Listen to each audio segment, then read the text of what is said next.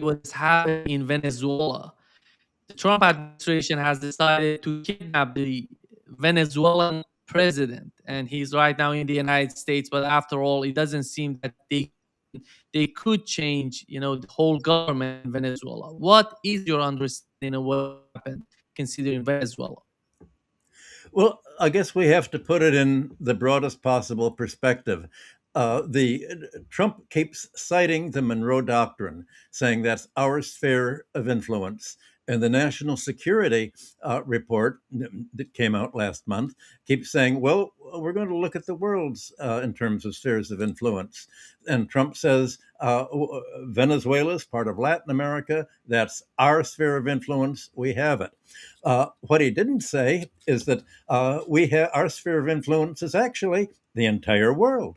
Our sphere of influence is also in the China Sea, blocking Chinese relationships with Taiwan, interfering with its relationships with Japan and with the Philippines. Our sphere of influence is in Ukraine, on Russia's border. So China doesn't really have its own sphere of influence, nor does Russia, nor does any other country.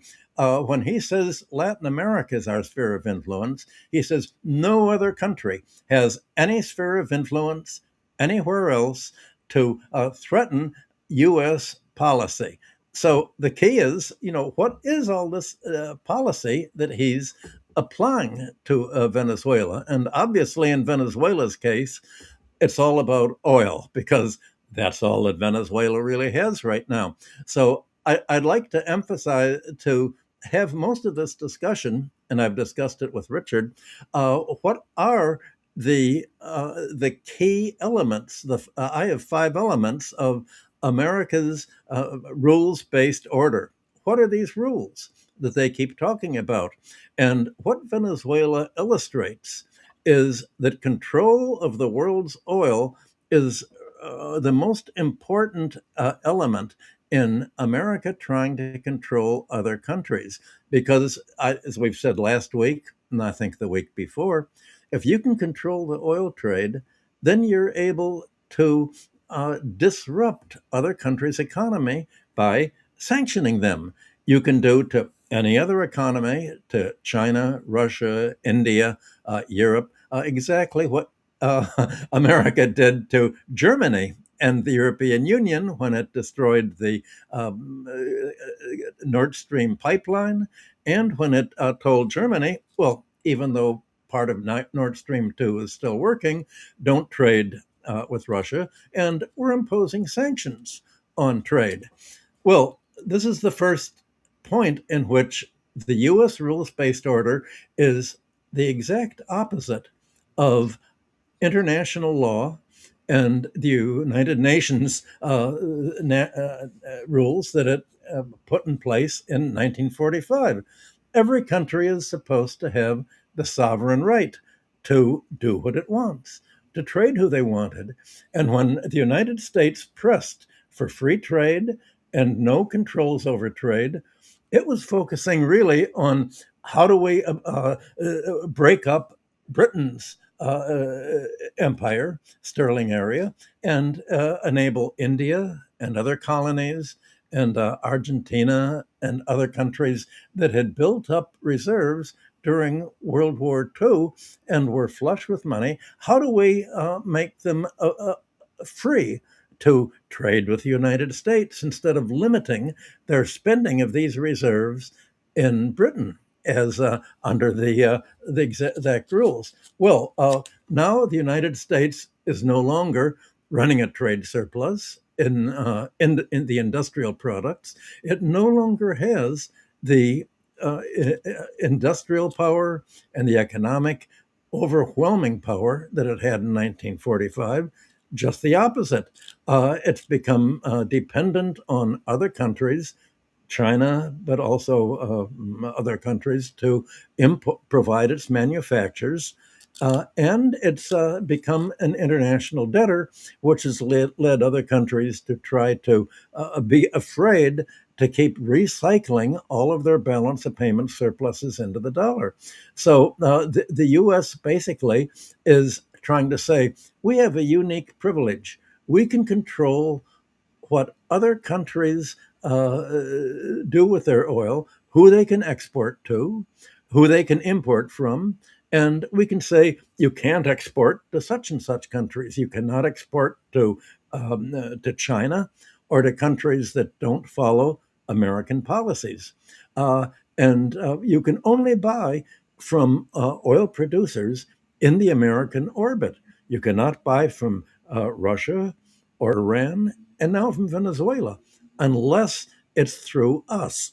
So, what Trump has done is saying, henceforth, all Venezuelan oil exports, even if they're meant ultimately for China, are going to be sent to the United States, to Florida. He's going to disembark the oil, put it in the U.S. Reserve, and then the U.S. on Venezuela's behalf will take its charge for what he said. All of this, probably $1 trillion that we've been or will be spending on naval ships all around Venezuela, all of that's our cost of sort of helping Venezuela export its oil in U.S. terms. So we're going to reimburse ourselves for the cost of going to war with Venezuela, just as we did with Iraq. And after in his first term, President Trump said, "Well, we're going to grab Iraq's oil until we're completely reimbursed for all of the oil, the cost of invading Iraq to save it from Saddam Hussein." The second element of this U.S. control of the oil trade, again, as it applies to Venezuela, is the oil trade has to be priced in dollars, and oil has to be paid for in U.S. dollars. All of this is the principle that the United States imposed on the OPEC countries in 1974, when OPEC quadrupled the price of oil. The United States said, well, the Treasury Department, and the State Department under Kissinger said, you can charge whatever you want for the oil. America doesn't have to own the oil resources of other countries in order to control the oil trade. All it has to do is control the marketing and arrangements and what's going to happen with the trade surpluses that oil exporters make.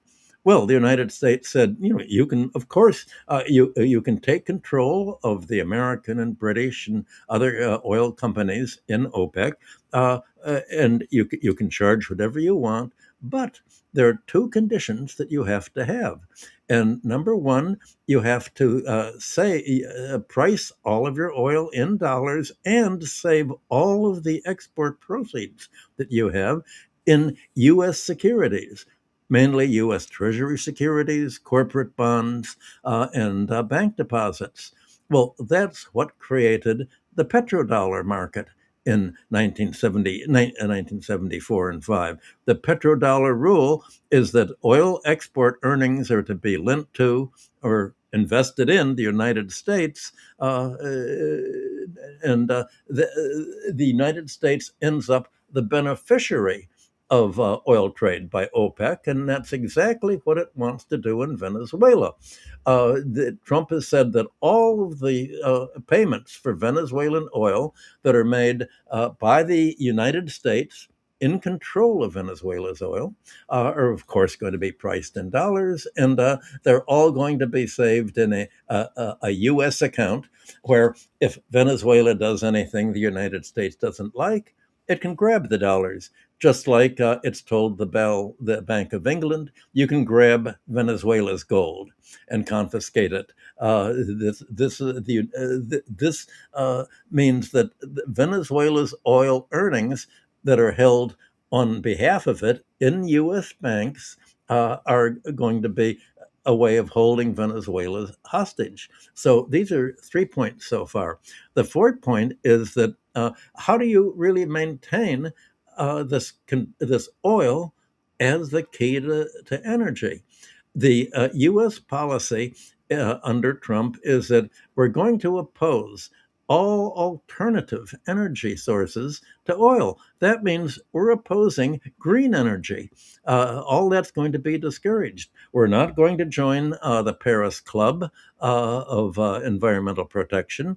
We're going to deny global warming. And not only are we going to prevent other countries from having an alternative to oil, but we're going to prevent the United States itself from having oil. The first thing on the first day when Trump was signing all of his presidential orders, he said, we're going to cancel all of the subsidies that we've been making for the wind farms in the United States. Some are already under construction. We're going to cancel the wind farms because wind is competing with oil, and we want an oil-based economy here, just as we want it all over the rest of the world. And we're opposing solar panels because how embarrassing it is.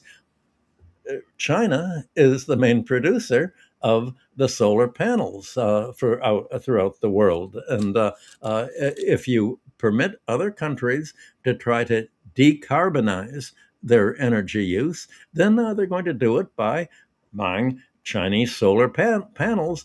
And not only will that help China, this balance of payments and trade, not the United States, but it will reduce the role of oil in the world economy. And if you reduce the role of oil in the world economy, you're taking away one of the major levers that American foreign policy has in controlling other countries. Because when Trump says, Trump actually is the most insecure president we've ever had. He says we have to do this because I'm very insecure. If Venezuela can sell oil to other countries, that means that we've lost control of our ability to force other countries to follow the U.S. rules of the order. And there's one country that's even more threatening to America's security, he says, than Venezuela, and that's Greenland. He said a few days ago, Greenland is a major threat to defend ourselves. We have to invade, take over Greenland, maybe make it the 51st Strait, because there are all these Chinese and Russian ships in Greenland. And that makes me feel very insecure. Well, on the one hand, America is telling Europe, you need to succumb and surrender to all of the terms that we've made, the tariffs we've had, because we're your great defender. We are the great defender protecting you against Russia's ability to invade you and rebuild the Soviet Union by marching right through Poland and Germany to Europe. But we're afraid of Greenland. We're afraid of Venezuela. The fact is, we're really feeling threatened with everyone, and that's really why we have this new Cold War. So I guess you could say that the fifth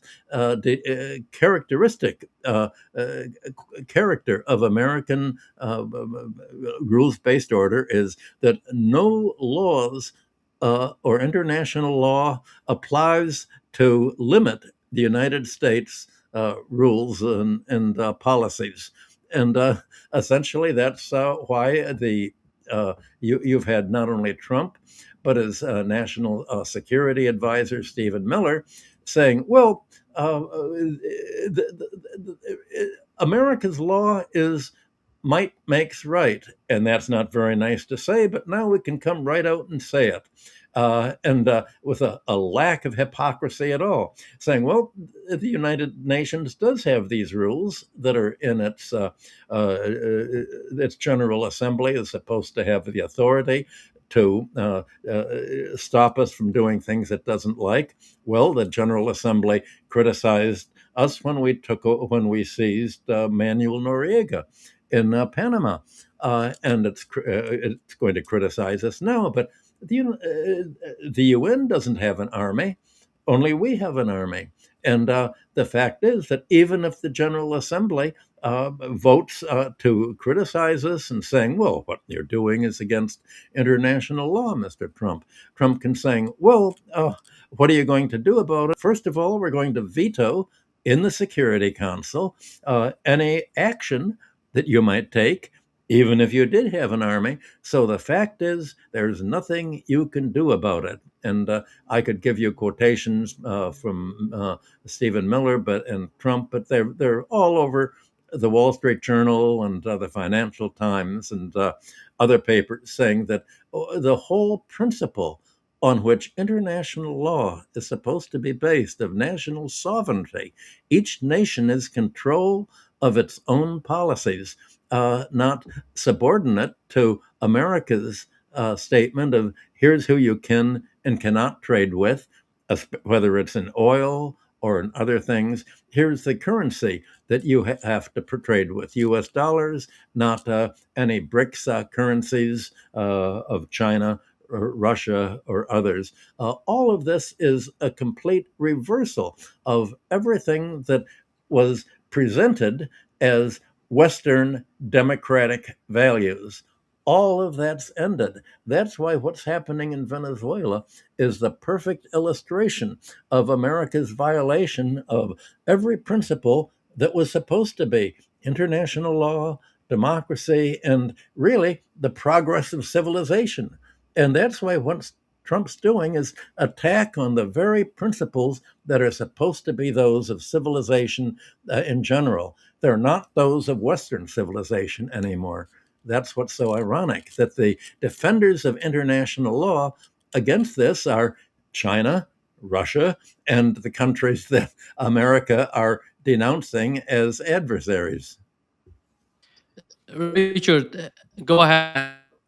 I'd like to broaden even beyond what Michael has done, as all of the world is trying to figure out how to understand what Mr. Trump's government is after. Uh, I'm going to begin with a historical parallel. Capitalism's uniqueness lies in many things. But one of them is that the two world wars, the worst wars in human history, are creditable as products of capitalism. Capitalism is a system in which every enterprise survives if it grows. There's no logic or rationale for the community as a whole in having every producer in it driven to expand because that's what survival requires. That is an irrational arrangement. A rational arrangement would involve deciding who is to grow, who is to shrink, why we would do that, and to adjust the patterns of development to the needs people understand and express. But we don't have a rational arrangement. We have an irrational one in which every capitalist who makes the decisions about investing back into their own business is driven to grow. You are rewarded if you do, you are punished if you do not. On the stock market, in terms of the banks you depend on and the workers you hope to come to your factory, whatever.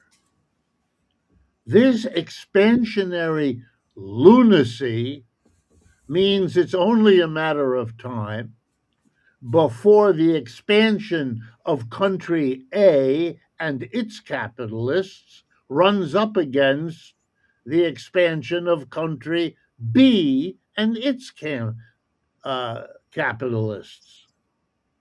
And that expansion and those frictions eventually explode as they did in World War One and as they did again in World War II.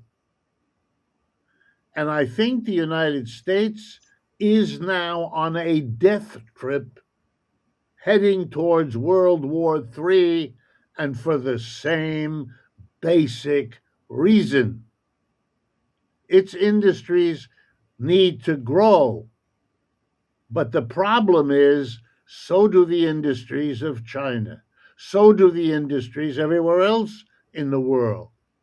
And that's not going to work out because they lack the brains, they lack the perspective to sit down and work out a rational way to do this. So they irrationally, each one does it in the lunacy of their isolated national situation. So, of course, Michael is right. This isn't a system of spheres of influence because the United States has never given up on its capitalistically driven dream of controlling the whole world. Of course, the sphere of influence says we can snatch the oil of Venezuela in Venezuela by kidnapping its leader. Then we can, at literally the same time, interfere in a ship doing business with Venezuela, even though that ship is in the North Sea off of Europe. Where's the sphere of influence? What's the boundary? Today or yesterday, Mr. Trump announced that we're going to, I quote you now, do what Lindsey Graham proposes. Right away, that mere fact should be enough to tell you lunacy is coming. And there it was. The government of the United States, Mr. Trump in agreement, is going to, and I quote, punish the leaders of India, Brazil, China, because they trade with Russia. Well, then where's the sphere of influence limited? It's only a sphere if it's different from other spheres. Otherwise, you're taking your irrationality and intruding it upon the language, which of course wouldn't surprise anyone who knows how lunacy works. But we're not done. We're not even beginning to be done. Oil is a complicated commodity. And energy, which is what oil is used for, is even more complicated. There are alternative uses for other things than oil to generate energy. The whole world is experimenting with them. Michael is right.